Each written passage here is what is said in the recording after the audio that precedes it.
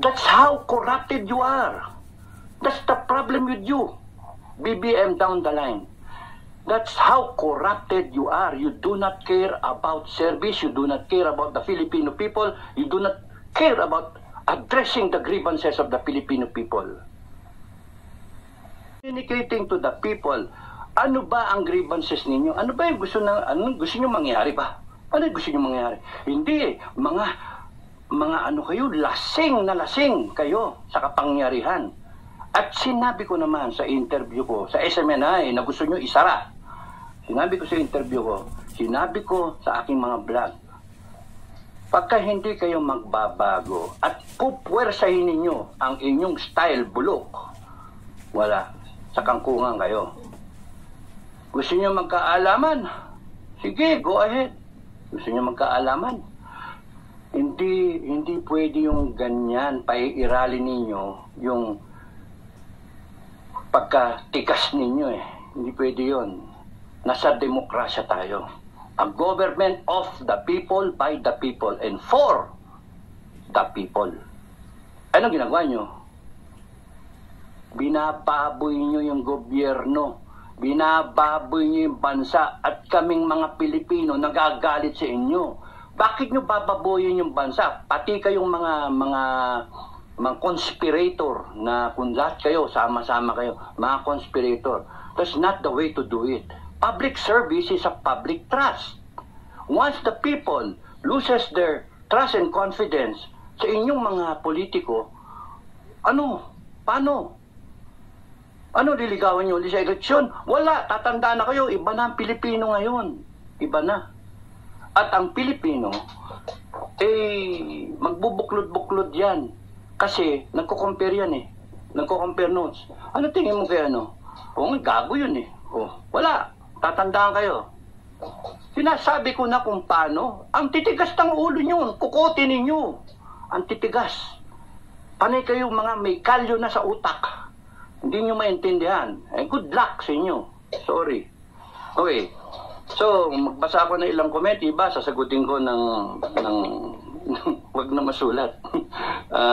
Sakit din. Sa pagkakaya mo sagutin, ito ang dami na nakaraan natabunan kasi nga Pasko eh. Sabi ni Benigno Navarro, very inspiring ang mga analysis mo, sir. Kaya gusto kong basahin para kayo mismo, ang suggestion ko sa inyo guys sa mga kabrigada, Pinoy Survivor, Pinoy Survivors, basahin nyo, scroll down kayo.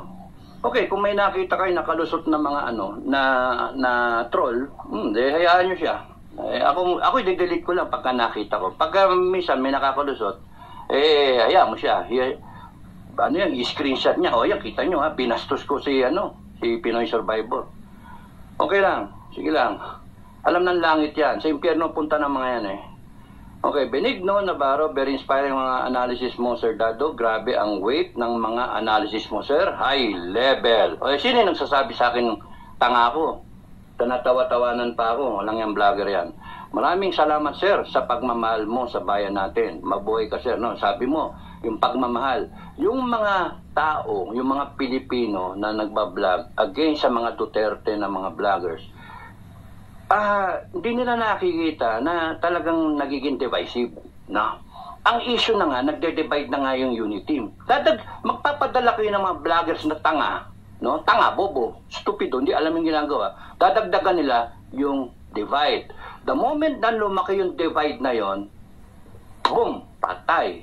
Kaya ito, nandyan sila because ito tahimik. Maingay ba si BP Sara? Tahimik. Siya yung BP. Siya yung unit team. Hindi naman yung tata yung unit team. So, ito tahimik. Anong ginagawa ninyo? Inuupakan ninyo. Pag kayo na nainis, good luck sa inyo. Okay.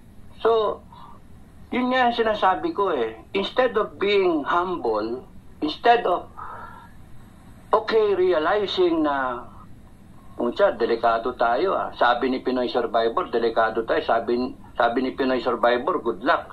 Ano sinasabi niyo sa sarili niyo? Tanga to, gago to eh. Naku. Ang sisiba ng mga ano ninyo. Kaya nga, ako iniisip ko I want to save Bongbong, Mr. President. Gusto kitang salbahin. You know why? Binoto nga kita. Ang dami namin bumoto sa'yo. Gusto kitang salbahin. Ilang gabi na akong pinag-iisipan ko, dinadasalan ko. 24 pa nung Christmas. Dinadasalan ko, how can I save Bongbong? How can I contribute dun sa ano ng ano? Yan, sinasabi ko na nga in a forceful way para matakot kayo. Hindi kayo matakot-takot ang yayabang nyo Kaya, ay nako, inisip ko nga sana matapos niya hanggang 2020. Sinabi ko, malapit na bilang na yung araw, para matauhan kayo. Wala, di kayo natauhan, yumabang pa kayo lalo. Tapos nun, sinabi ko na si BBM, simple lang, tayuan mo si Sara, tayuan mo mga Duterte. Palisin mo yung ICC. Sinabi ko, anong ginagawa nyo? Wala. Sinabi ko, wag niyo tuluyan yung SMNI. Wala. Ang titigas ng niyo, kukote. Matitigas talaga. Kaya, wala ang mangyayari sa inyo. Because, kung ako na isang botante nyo, iisa lang naman ako. Pero, malaking problema ninyo kung out of the 31 million question mark, ilan doon ang makasara? Maka Duterte. Na kung nilalapastangan ninyo mga Duterte, ilan to sa 31 na yon? Ang galit na sa inyo. Pagka nagtawagan yan ng tao sa tao, malaking problema ng ng armed forces. Tao sa tao, tatawag kayo ng tao nyo, tatawag yung kabila ng tao nila. Malaking problema. Paano yun? Magkakagulo tayo?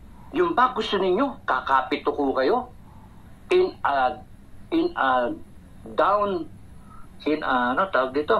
sinking ship. Ang problema ninyo, yung kapitan ng barko na lumulubog, hindi mo madinig. Nasaan si kapitan? Nasaan si kapitan?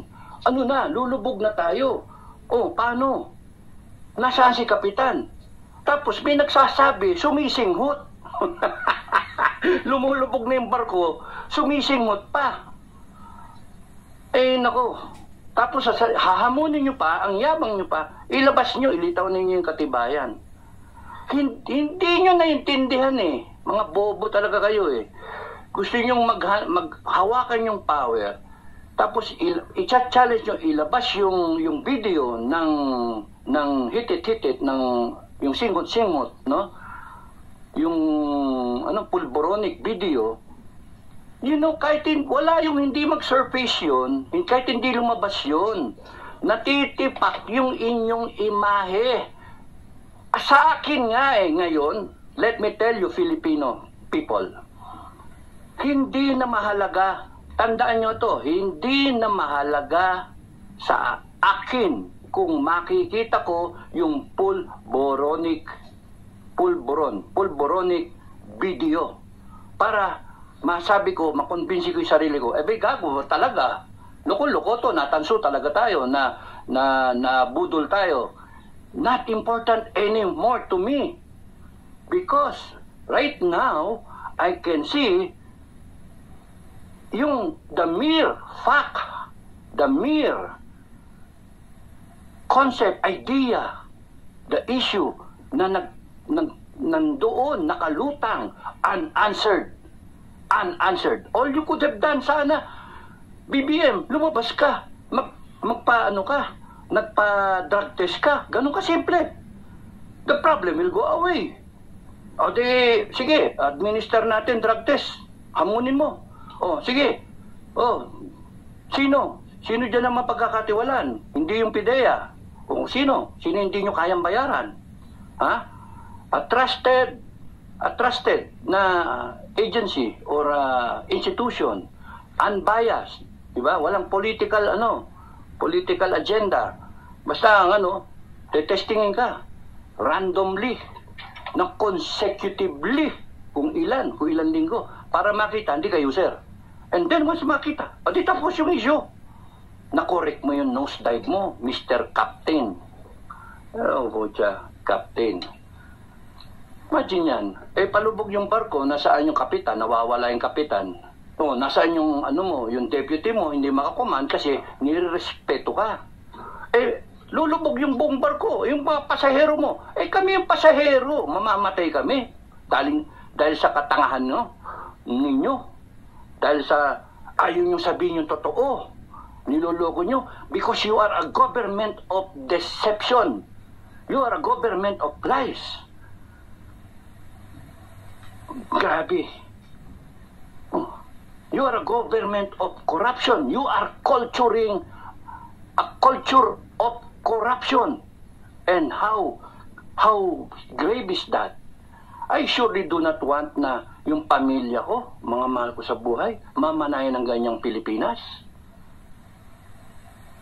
A government of a culture of corruption. Lahat kaya niyong bilhin. Lahat kaya niyong utusan. Magkano ka? Magkano? Ikaw. Bigyan kita 14 million. 14 million. Vlogger kayo, ha? 1 million naman. Ikaw, konti lang ang follower mo. Wala ka pang impact. Ano ka na lang? 40,000 naman. Dobling ko na lang yung kinikita mo. Ganun sila.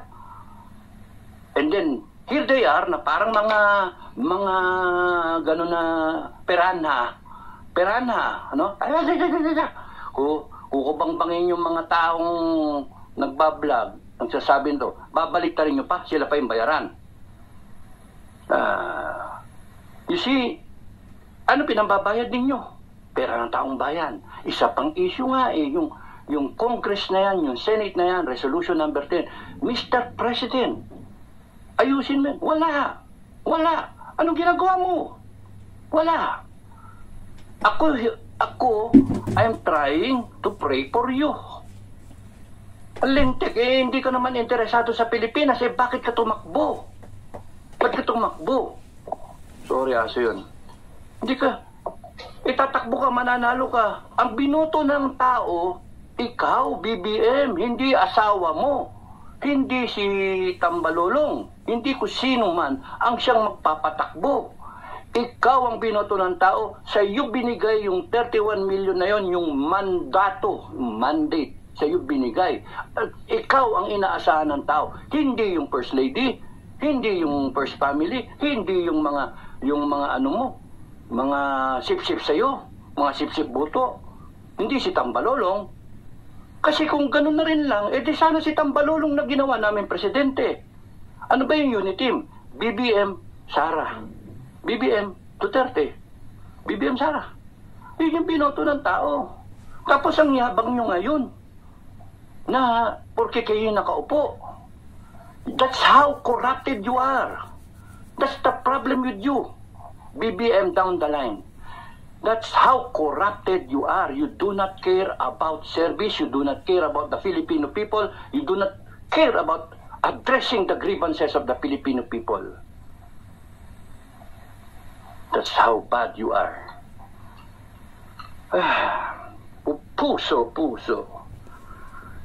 Banatan yung tsa-tsa. Tapos na yung legislative agenda. May issue dun sa budget, pinirmahan. May issue dun sa liquidation by certification. Ewan ko ba itong ibang mga Pilipino, hindi nyo nakikita yun? How stupid can you be?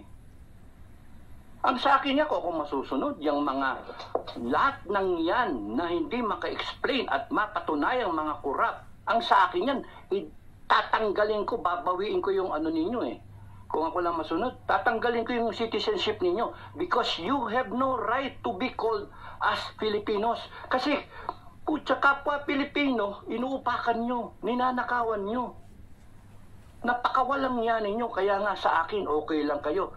I-denaturalize, yun yung term, denaturalize, no? Tanggalan kayo ng citizenship na Filipino. Bawiin yung citizenship nyo. I-revoke yung pagiging Pilipino nyo. Wala kayong lisensya, wala kayong passport. At doon kayo sa isang desierto o sa Antarctica, doon kayo. Banish for life. You live there the remainder of your biological life because you don't deserve. Anong klaseng tao inanakawan mo yung kapwa Pilipino mo? Hirap na hirap. Hirap na hirap.